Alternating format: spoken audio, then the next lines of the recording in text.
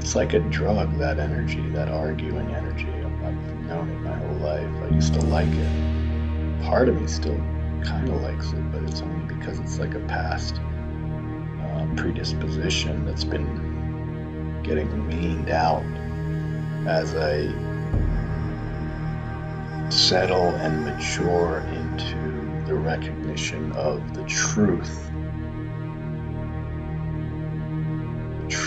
of what it means to be human, what it means to be given this opportunity to exist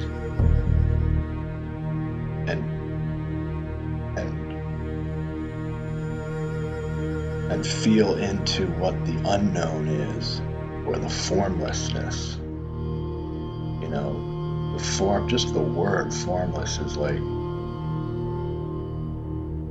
something that the intellect can't grasp. The intellect is always grasping form. So this opportunity to somehow contemplate the formlessness of what is, and then have these forms to somehow express that formlessness is really beautiful and amazing. And all of the things that interfere with the purity of that have to do with,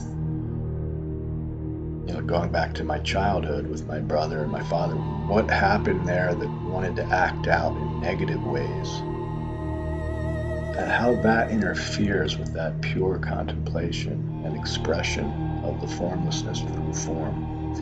You know, that's been a whole life's learning lesson. I continue to learn this every day, and what these flaws are, what these shortcomings are, how they operate through genetics, how they operate through the environment I grew up in, being the younger sibling, all the block with math, all of these things, how they shape the character, and then the character goes out into the world stage and interacts and gets feedback.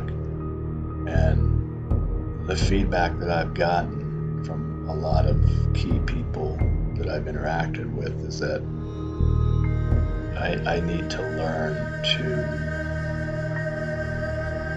calm down and not be so intense. You know, so I've taken that feedback and I've been working on it. I've been working on chilling out.